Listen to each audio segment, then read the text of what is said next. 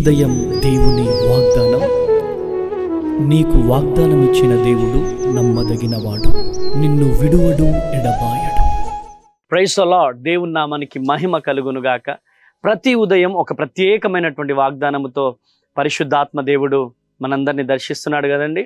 మరి ఈరోజు పరిశుద్ధాత్మ దేవుడు మనకిస్తున్నటువంటి ఒక ప్రత్యేకమైనటువంటి వాగ్దానం యెషయా గ్రంథం 41వ అధ్యాయం 11వ వచనం. నీ మీద కోపపడు వారందరూ సిగ్గుపడి విస్మయముందెదరు, నీతో వాదించు వారు మాయమై నశించెదరు. ఈరోజు నీ మీద కోప్పడుతున్న వారిని, నీ మీద కోప్పడుతున్న వారిని బట్టి నువ్వు డిసప్పాయింట్ అవుతున్నావేమో. నేనేం తప్పు చేయలేదన్నయ్య, అయినా నా మీద కక్ష పెట్టుకుంటున్నారు. నేనేం తప్పు చేయలేదన్నయ్య, అయినా నా మీద కోపపడుతున్నారని నువ్వు బాధపడుతున్నావేమో. చెల్లి, తమ్ముడా, అందుకు యేసయ్య నీతోనే దేవుడు మాట్లాడుతున్నాడు. నిన్నే దేవుడు దర్శిస్తున్నాడు.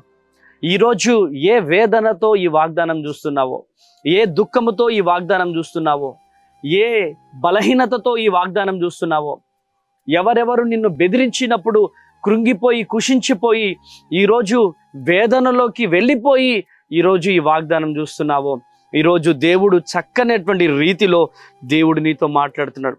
నీతో వాదించు వారు మాయమై నశించెదరు. చూడండి, దేవుని బిడ్డలను తాకితే ఆయన కనుగుడ్డుని ముట్టినట్ట. దేవుని బిడ్డలను ముట్టుకుంటే ఆయన కనుగుడ్డు. ఎవరు ఆయన? యేసుక్రీస్తు ప్రభుల వారు. యేసుక్రీస్తు ప్రభుల వారి కనుగుడ్డుని ముట్టినట్టంట. నీ తల్లి మరచిన, నీ తండ్రి విడిచిన, నీ బంధువులు విడిచిన, నీ రక్త సంబంధికులు విడిచిన ఆయన విడిచిపెట్టే దేవుడు కాదు. చాలామంది మనుషుల మీద చాలా పగలు పెట్టుకుంటూ ఉంటారు. నువ్వు అవసరం లేదు, నువ్వు ప్రార్థన చేయి. నిన్నెవరైతే నాశనము చేయాలనుకుంటున్నారో వారిని నా దేవుడు ఏం చేయాలనుకుంటున్నాడు? ఇక్కడ ఏం చేయాలనుకుంటున్నాడు? వారు నశించెదరంట. వారు నశించిపోవుదరంట, మాయమై నశించెదరు. నిన్ను పతనము చేయాలనుకుంటున్న వారు నీ ముందు నిలవలేరు వాళ్ళు. ఎందుకంటే నీవు నమ్మిన దేవుడు నమ్మదగిన దేవుడు. నీవు నమ్మిన దేవుడు జీవము కలిగిన దేవుడు. ఆ జీవము కలిగిన దేవుడు ఈరోజు నీతో మాట్లాడుతున్న మాట, ఈరోజు దేవుడు నీకు ఇస్తున్నటువంటి వాగ్దానం ఏంటిదో తెలుసా? నిన్ను పతనము చేయాలనుకుంటున్నవారు, నిన్ను నాశనం చేయాలనుకుంటున్నవారు వారిని నాశనము చేస్తా అంటున్నాడు. కనుక నువ్వు భయపడకు. తల్లి లేరని బాధపడుతున్నావా? బంధువులు లేరని బాధపడుతున్నావా?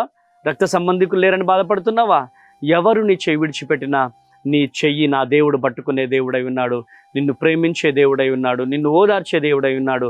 అంత చక్కనిటువంటి రీతిలో దేవుడు నీతో మాట్లాడుతుండగా ఈరోజు ప్రభు పాదాలు పట్టుకొని ప్రార్థన చేద్దామా?